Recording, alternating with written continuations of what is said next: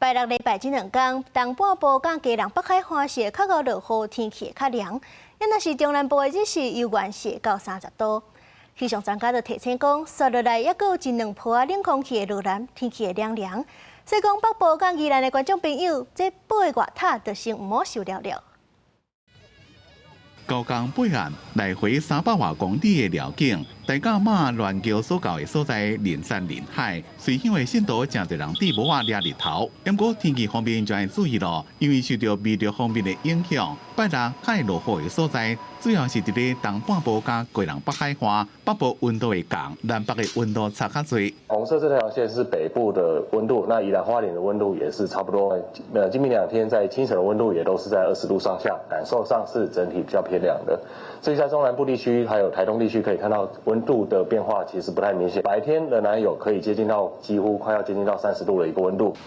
氣象專家林德溫講，春天天氣多變化，北部甲宜蘭地區的民眾薄外套先賣收。19到22會有一兩波冷空氣落南，雖然講唔是冷，不過至少是較涼。因若敢會落雨，佇前期環境水汽減少，較袂啥落雨。不過中後期有兩段時間較會落雨。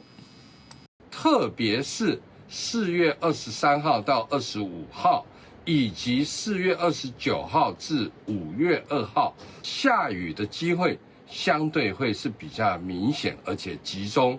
目前評估應該至少都在大雨等級。對氣象署的資料來看，接落來一禮拜，拜六、禮拜兩天要注意東北季風所帶來的漸雨。因若後禮拜三進前會轉偏東風，天氣較穩定。因若後禮拜四開始鋒面通過，而且東北季風增強，出門上好早一支雨傘，抑個薄外套。記者綜合報道。